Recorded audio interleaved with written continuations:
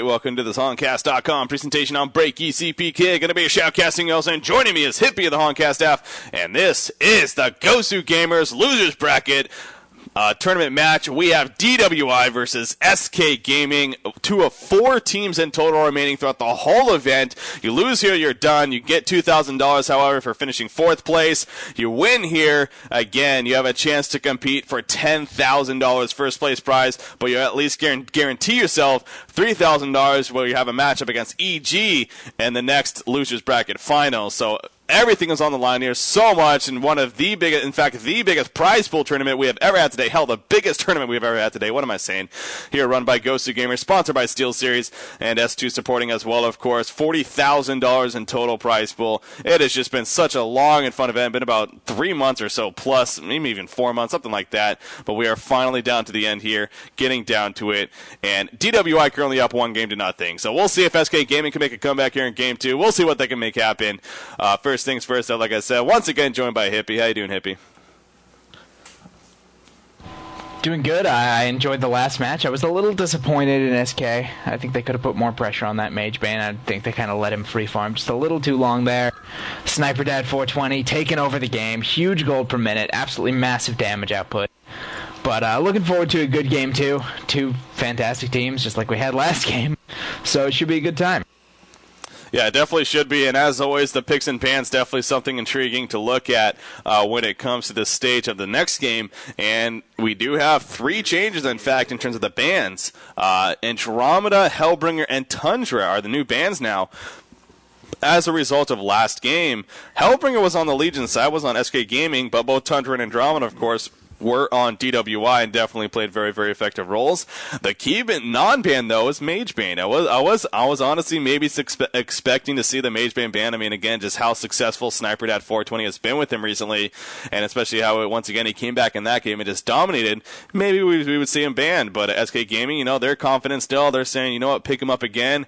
We have a way to counter him. We have a way to play against him. We are not scared of him this time around either. So we'll see if that is the case. Again, a really big factor what made Mage Bane so successful, perhaps, was that the lack of stuns on SK Gaming. So SK Gaming, definitely wonder if they're going to be going for a more stun lineup, and maybe expecting that. We will see. They did start with Behemoth to definitely provide a very powerful couple of stuns there, and then of course Bubbles to follow that up. But I mean, talking about the bans first, your thoughts and opinions here on the bans, Hippie. Despite the fact that they've switched up, they're still highly typical. And I think this is something that we'll see in when the actual 4 bans comes out. Is we'll see all these heroes banned along with a couple others, and hopefully it'll force some more unusual picks with less heroes on the board, more banning strategy coming out. I think the key non-ban is Repulsor, but neither team picked him up yet, and it doesn't even look like DWI is planning to. So maybe we'll see a non-Repulsor game coming out here, which would be interesting. Considering the last few games I can remember where he was not banned, he was picked up and played a dominating role. So it's odd not to see him either completely out of it or at least in the game. Yeah, I mean, it's kind of funny, though, because at the same time, it seems like we've been saying that often lately. I mean, obviously, we're more so still seeing permaban, and if anything, sometimes picked up, but there have been games recently where he's honestly just gone neither banned or picked up, and he's just gone straight to just not even being played in a series. So, as there are getting more and more heroes introduced. By the way, both Myrmidon and Moraxes are auto-banned. I don't even think I mentioned that first game, but they were auto-banned. They were decided by both teams to be auto-banned for this event, for this matchup. So that's why also we don't see them either banned or picked up. But yeah, with more heroes coming in, it does open the doors, of course, for some heroes where, it just doesn't fit into your lineup. You have a certain strategy set in mind, the other team picks up certain heroes, and you're just like, well, we have something better that perhaps will work better for us with these pickups. And speaking of that, we have DWI. They're finishing with their last 2 pickups. And if they finish with those right clicks, it looks like they very likely are. 2 seconds left. Yes, they are. Pebbles and Flint Beast to follow it up.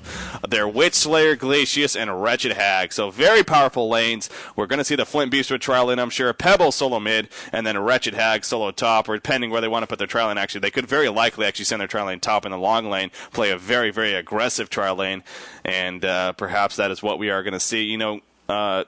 The Hellborn team, though, they're not necessarily showing that they're going to.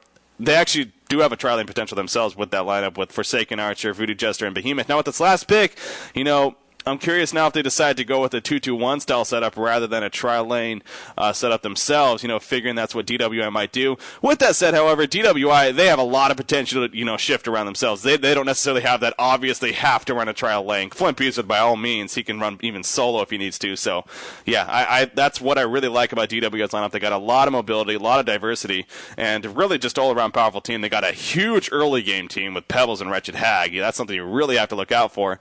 But if you can manage those two heroes, you might be doing good, but we'll have to see. Your thoughts though on the Legion team over here, Hippie? Ooh. Like you said, a lot of early game potential, especially the Pebbles. I would expect the Flint tri-lane bottom, just because they have the hero with the escape mechanism to solo the long lane, and they're going to want to just get that Flint as much farm as humanly possible. Oh man. Flint, not the hardest carry in the world, but certainly with farm, he deals a lot of serious damage, and we saw that Wretched Hag become a serious problem last game, so they can't let her get over-farmed either. Good stuns, good lockdown, very good powerful burst damage, good AoE, good initiation from Wretched Hag. Very, very, just overall a lot of power. I can't really think of anything they're specifically lacking. I mean, like I said, Flint not the hardest carry, but Forsaken Archer also not the hardest carry in the world. She just, gets massive farm, so she manages to carry pretty well. Yeah, I mean, they're two heroes that are very good at getting farm, being the ranged carries that they are, of course, and just having those awesome AoE abilities, from the Flare on Flint Beast with crippling vault to skeletons, even from Forsaken Archer till even their ultimate to clean up creep waves. So yeah, both are very, very good farming style heroes, and thus result in excellent farm, and thus result in a good carry like you went back to. So yeah, I agree with you in that sense. So as far as the lanes, though, DWI, they are choosing to send their trial lane, at least initially, here to the bottom lane. We got Pebble soloing mid, and then that leaves Forsaken Archer going to be playing top. So you talk about a ranged heavy battle. We're going to have quite the ranged heroes here at this bottom lane. Behemoth will be the only non-ranged hero. And speaking of that, actually, that's what I meant to say. SK Gaming, they got Behemoth, Bubbles, Forsaken Archer, Voodoo Jester, and Poliwag Priest. Now, Poliwag Priest, not a hero we've seen too often, so that is the one standout pick here really overall in this game, of course. I mean, he definitely can be a very powerful solo hero, though. Where is he, by the way? Okay, he's down. Where the hell is he? But no, he's with the group down here. Here in the bottom jungle, looking to set up a gank, but obviously the Legion team, they're not having any of that. And sure enough, they are sitting next to the tower down here. They don't want to expose himself either. But Poliwag Priest, he's going to be soloing mid. He definitely is a very powerful solo mid player. I mean, between his electric jolt especially, a great farming tool, as well as an excellent harassment ability. And, they knew Pebbles was going to be going mid, so clearly they're confident in Cardinal doing an effective job as well on Poliwag Priest playing against his Pebbles. And with that Illusion Rune pickup, you already see him applying the pressure, really pushing him all the way back to the tower. And there's just nothing Pebbles can do. He's pretty much forced to sit back there. I mean, you just see Pebbles just absolutely camping it out. There's nothing he can do. But your thoughts, though, on the Hellborn team, though, Hippie? Again, they have the powerful initiation from Bubbles and Behemoth. I think they have the better team fight. They have, with the bouncing stuns, the wards and everything. We actually do see Flint Beastwood getting taken out almost here in the bottom lane, definitely for the Bloodlust. I'm probably a little behind. Yep, got to remember to do that, my bad. Sync up, currently at 103, 104, 105, 106, 107. Good. Okay. But yeah, it seemed like you were pretty close though. But yeah, Flint Beastwood, he gets taken out right there. And as usual in these lanes like this, Behemoth Fidget Stun always big, and once again proving right there, you get him trapped on the pad side of a Fidget Stun, and you can definitely set up a kill like you did right there, especially with Flint Beastwood not having any sort of escape mechanism. So awesome job right there from the Hellborn team, and a Bloodlust kill on the ideal hero in Flint Beastwood. We have Behemoth kind of running around the side. There's another great Fidget Stun right there on a Glacius. Forsaken Archer, will he follow up in time? Oh, but a good graveyard stun, and they still going to look to go for it. There goes the stun, but it's just too much right there. Just not the greatest communication, unfortunately, from SK Gaming. It looks like Tobacco wasn't ready for that stun to happen, and he's going to end up falling back. The graveyard stun, though, catches him. He might be in a little bit of trouble. No, I don't think they're going to be able to keep in range, though, and Flint Beastwood does not have enough mana for his flare, so Forsaken at least will survive, but yeah, sloppy execution right there, unfortunately, resulted in a turnaround kill for DWI. So now 1-1 tie ball game. We do have action in the middle lane. Slick's taking a lot of damage in the middle. The tongue tie comes out, the auto attack. Will it be enough damage for Poliwag? No, it's not going to be. But again, you can clearly see Poliwag Priest keeping the pressure up and not allowing Pebbles to get any sort of farm, both on levels and gold. And Blood Chalice already finished on him, and he's also going to be able to pick up this regen rune, which will just allow him to stay here and allow him to come right back into this fight. And Pebbles, despite him getting a bottle delivered right there, is going to be able to regen a little bit. But yeah, Slicks is definitely having a hard time, and that's unfortunate because, again, he's one of those heroes. If he doesn't get that, dominating early farm performance, he really does, kind of slow down, and in the end, it might have been worthwhile picking up another hero, but we'll see how it overall works out. They still have Kiwi Kid on Wretched Hag, of course, is coming off a fantastic Game 1 himself on the same hero.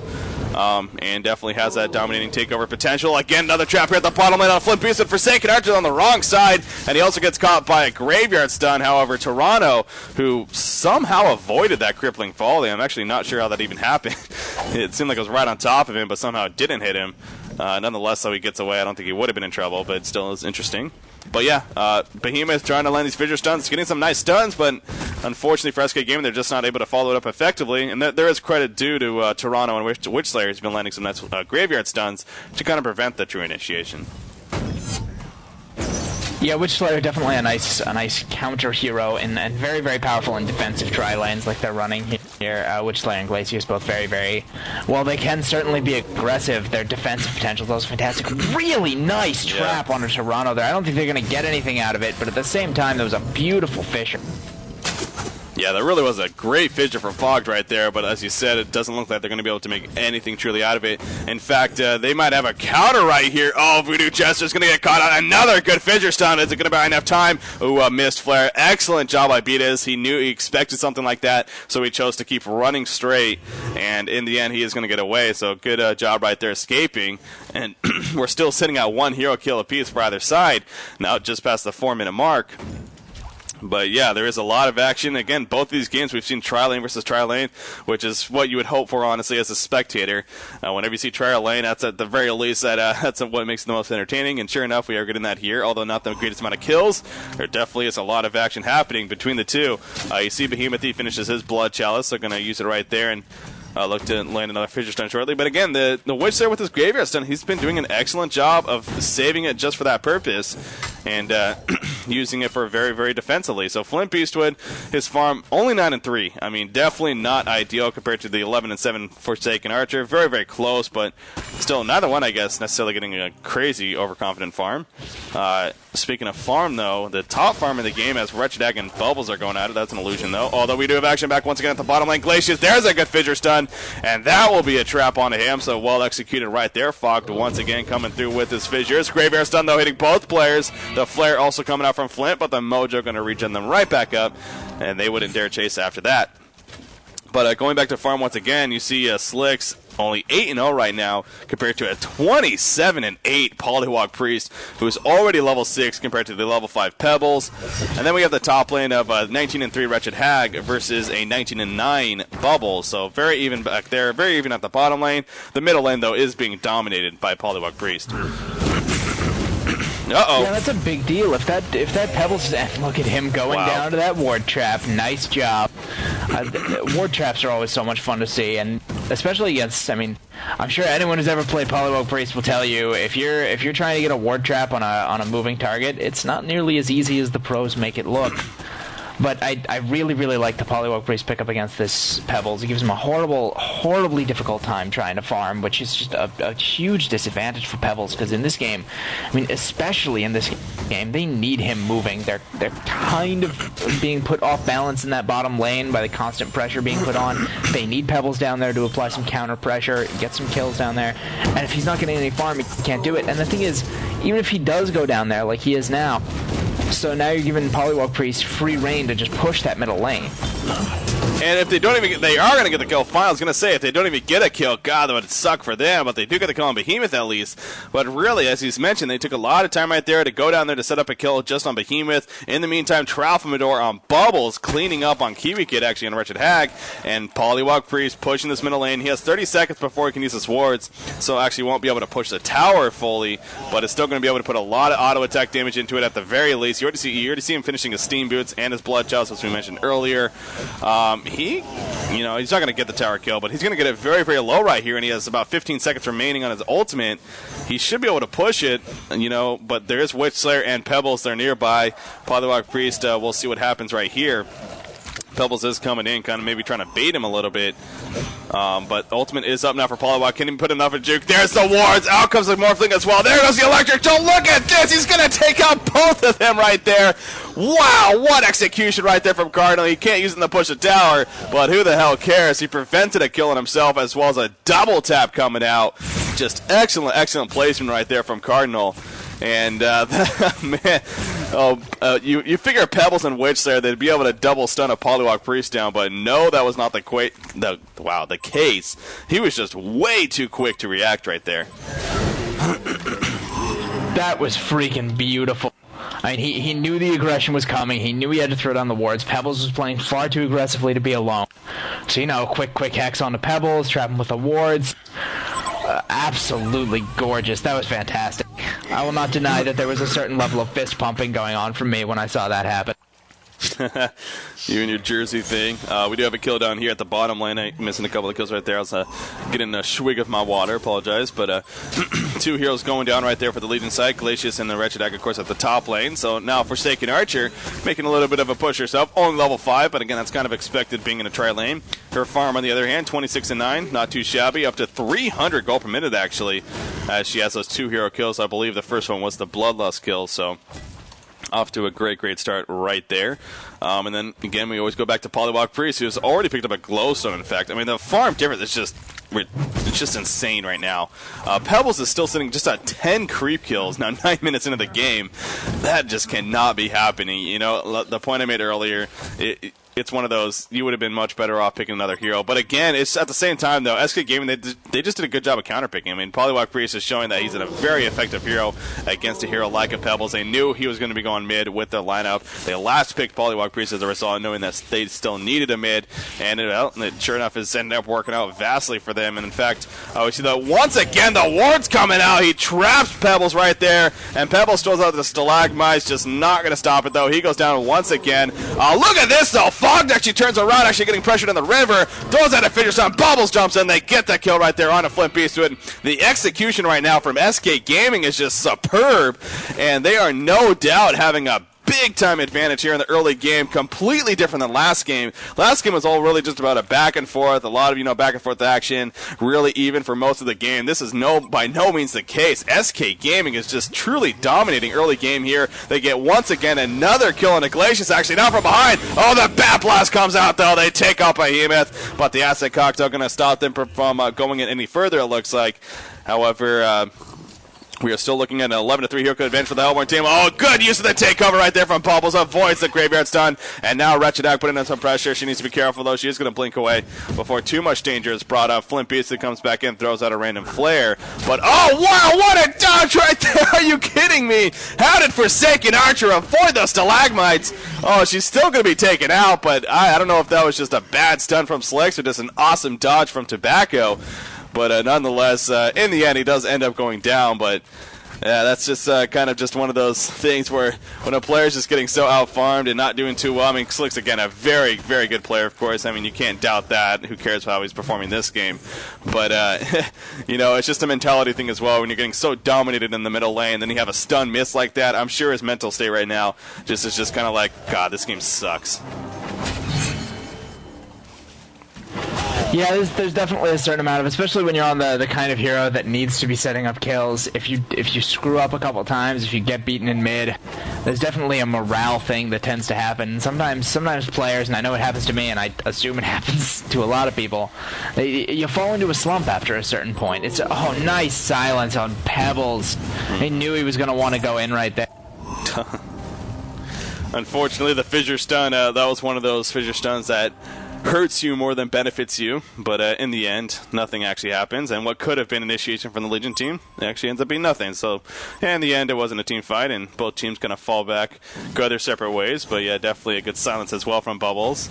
Good timing on his part, and he's been doing an excellent job, in fact, using it again right there.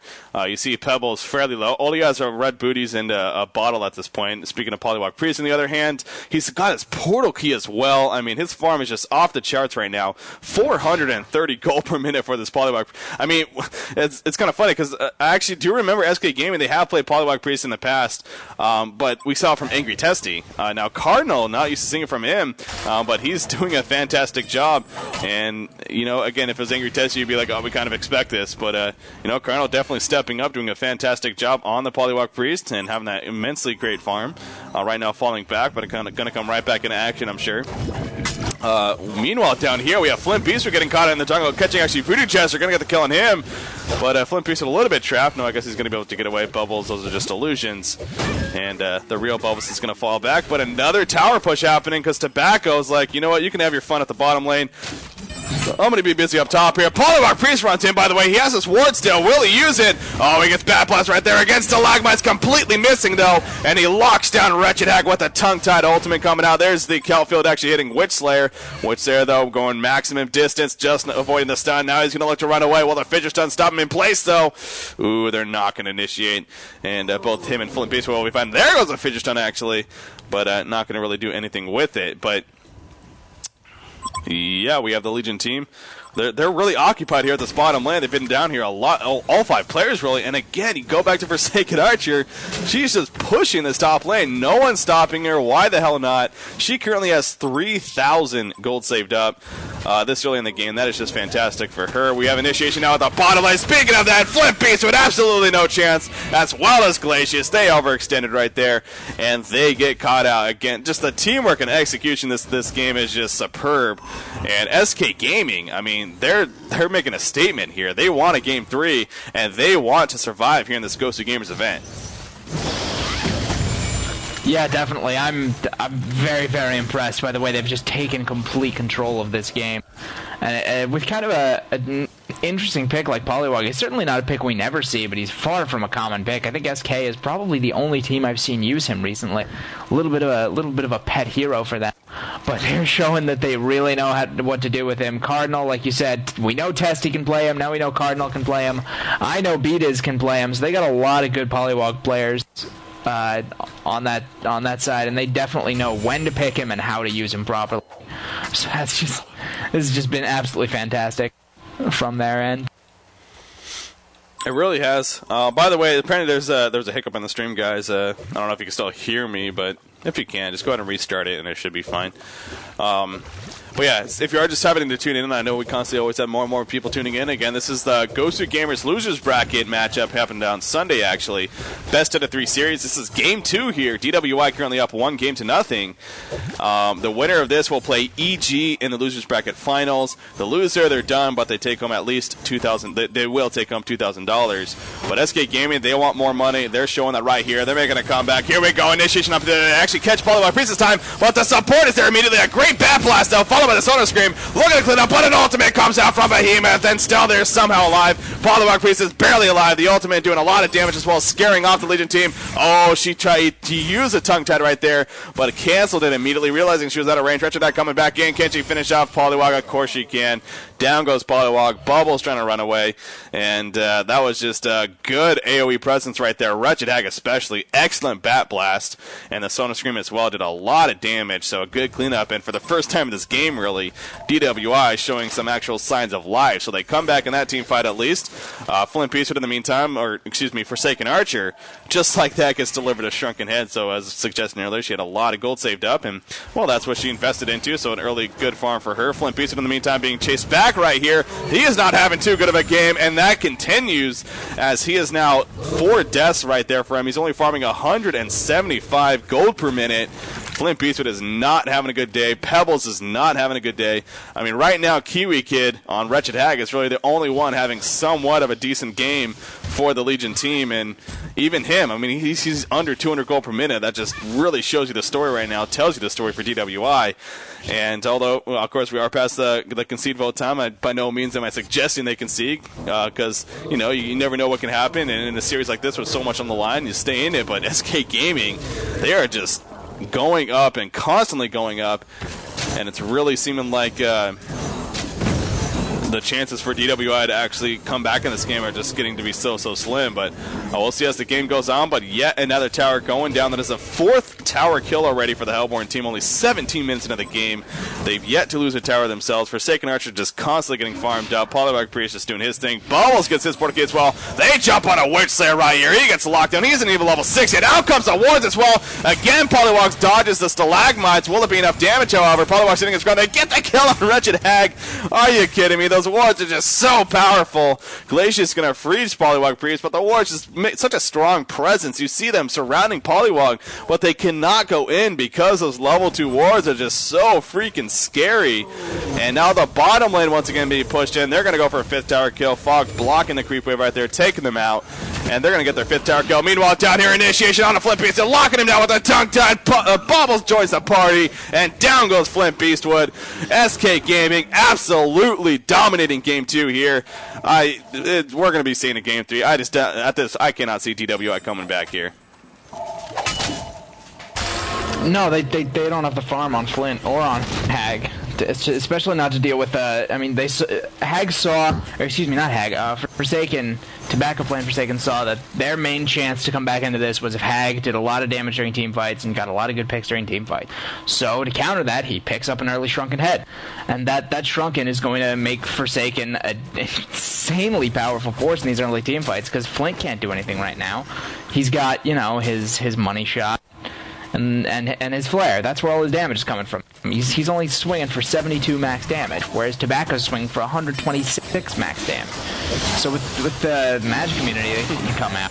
There's pretty much no way she could go down any fight. It shows you right there as well, just the level advantage, just the farm advantage. I mean, they jumped on Forsaken Archer using the Bat Blast, locking her down, yet it was just like tickle damage almost. She dropped to maybe half-life, then she activated the Shrunken Head, turned it around, and of course Bubbles and Poliwag Priest jumping in out of nowhere. They just killed 3 players just like that. The wards come out. They're going to push this next tower right here. This will be their 6th tower kill of the game, the final secondary tower to be killed. And now they just have to worry about the base, of course, so... again, I'm not going to sit here and say DWI should absolutely concede. This game is over. You know, it's times like this as well, in series like this, when you know that there's going to be another game now, you can use this time to also think about what we did wrong, what's our mindset going to be going into game 3, what do we plan to ban, what do we plan to pick, and, you know, you can use this time to help you do that as well. I mean, obviously, I'm sure DWI, they're kind of investing something into that, you know, going over the mistakes they made and, you know, whatever else, but I think even they're kind of in the set like, I don't see I don't see the light here, unfortunately, the light at the end of the tunnel. But you use this time how you can, and you know there's nothing against that. You can definitely take as much time as possible, and as long as that world tree is still up, they're still in the game, according to Heroes and Newers. So that's what it comes down to. We see Behemoth right here having some fun with some creeps. Was trying to stack them, but I'm pretty sure the purge creeps kind of screwed him there. But he also has a portal key, so now that's 3 portal keys here on this Hellborn side. Firebrand finished on Forsaken. So she's going to Geometer's Bane now. Again, her just farm is just absolutely insane. 463 players over 400. I mean, I remember mentioning this the other day. I think it was Fnatic MSI versus EG. We had 3 players over 400 gold per minute. That was one of the first times we've ever seen that. And now here we are, you know, a couple of days later, or actually technically the same day. No, 1 day later. Anyways, SK Gaming, they have 3 players over 400 gold per minute at this point in Bubbles, Forsaken Archer, and Poliwag Priest. And especially for this early in the game, I mean, that is just fantastic. They're going to kill Conquer right here. Yeah. So Forsaken with a token, almost with a Geobane. Actually, if she gets the actual last hit on Kongor, then she has a Geobane. I want to reiterate because there's still some confusion. By the way, this match happened on Sunday, guys. This is not 2.0. This is still the patch previous to 2.0. So. Just so people are aware of that, this is there's not the 4 bans, there's not the gold change, there's just nothing of that sort. It's still the same. So, but yeah, I am looking forward, as we mentioned at the very beginning of the cast, definitely looking forward to 2.0 games and seeing how that happens. We do have initiation, though, coming in right here. They're going to catch Windslayer. Pebbles also caught out. He cannot do anything. He's being locked down by that tongue tie. Out comes the Voodoo Jester Ultimate. He's able to toss Pebbles, or excuse me, Poliwag Priest at the last second. Not going to matter. You also see Shrunken Head picked up on Bubbles. Not a pickup we're used to seeing on a Bubbles. But with the way this game is going, and why the hell not, going up against a lot of magic damage from Wretchedag and Pebbles, that's really all their damage at this point. You activate that Shrunken Head and they're screwed. So 26-8 hero kill advantage now.